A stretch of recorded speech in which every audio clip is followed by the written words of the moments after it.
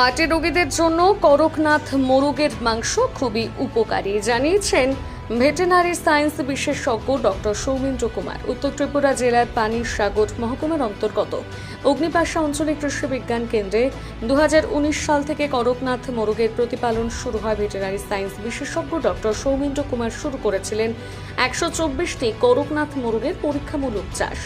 এখন বর্তমানে 100 জন ফার্মার উত্তর ত্রিপুরা জেলার করকনাথ মোরগের চাষ করে ধীরে ধীরে স্বাবলম্বী হওয়ার পথে। সকল ফার্মাররা পানিসাগর কৃষি বিজ্ঞান কেন্দ্র থেকে করকনাথ মোরগের ডিম বা বাচ্চা নিয়ে যাচ্ছে।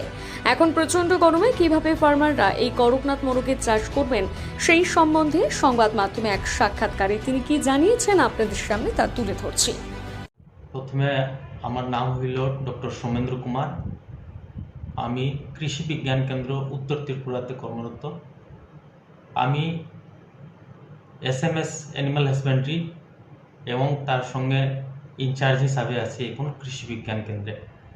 তো করকনাথ আমরা 2019 সালে আনছিলাম, কোভিড আরম্ভ হওয়ার আগে। আর ওই সময় আমরা 124টা মুরগ থেকে এখন পর্যন্ত যা আমরা সেল দিছি বা ডিস্ট্রিবিউশন দিছি বা অনেকজন ফার্মার কৃষকরা যারা নিয়ে গেছেন ওনারাও অনেকটি ডেভেলপ করছেন ওনারা বাড়ির মধ্যেই। এরপরে আছে দেখেন, এইটা বছরে একটা মুরগি যদি ধরে রাখি আমরা, ফিমেল যে আছে মোটামুটি 1 কেজির কাছাকাছি হয়, আর ম্যাক্সিমাম ওয়েটটা আপনার 4 থেকে 5 মাসের মধ্যে গেইন করে মুরগিটি।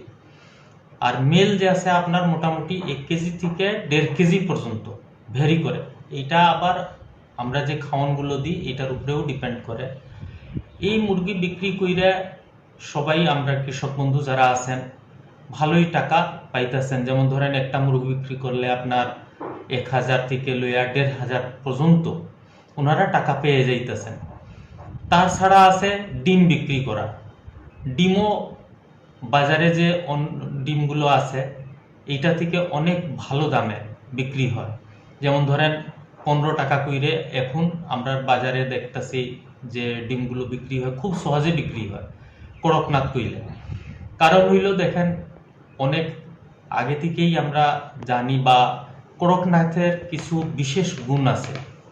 যেমন এইটার ডিম হোক বা মাংস হোক, প্রত্যেক 100 গ্রামে আমরা 25% মানে প্রোটিন পাই। ফ্যাট, এরপরে কোলেস্ট্রল এইটার মধ্যে বলতে গিয়ে নাই। ভিটামিন যেটা আমরা জানতাম কি অন্য ডিমের মধ্যে খুব কম থাকে, এটির মধ্যে মোটামুটি একটা রেশিওর মধ্যে থাকে যেটি অন্য ডিমের থেকে বেশি।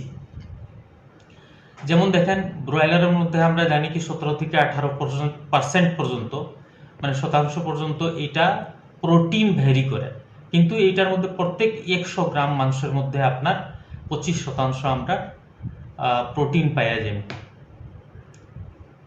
এর ছাড়া আছে এইটারে আমরা বিশেষ কোনো ম্যানেজমেন্ট নিতে না লাগে না।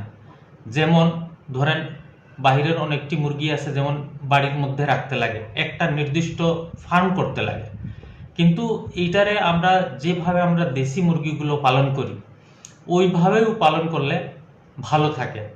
আর এইটার মধ্যে 1-2টা মাত্র কেয়ার করতে লাগে। যেমন ধরেন আমরা টিকাটা সময় দিতে লাগবো। তার ছাড়া হইল কিছু মেডিসিন আমরা সঙ্গে অল্প ইমার্জেন্সির লেগে রাখতে লাগে। তার ছাড়া ফিড, যদি আমরা ফিড খাওয়াই গ্রোথটা খুব তাড়াতাড়ি হয়। আর না হইলে এইটা যেভাবে আমরা দেশি মুরগিগুলো থাকে ওইভাবেও গ্রোথ করে আর ভালোই গ্রোথ হয়। যে গ্রোথটা আমরা কইছি 1 কেজির মতন ফিমেল আর 1.5 কেজির মতন মেল, এটা আপনার ধরেন যদি আমরা সেমি ইন্টেন্সিভ, যেটা ধরেন রাত্রে আমরা তারারে বাড়ির মধ্যে ঢুকাই দিলাম, মানে যে খামারটি থাকে ওইখানে রেখে দিলাম, আর যদি দিন বেলা ছাইরা দিই তাহলেও মোটামুটি মানে গ্রোথটি সমানই থাকে, অল্প 100-200-300 গ্রামের মতন ভ্যারি করে।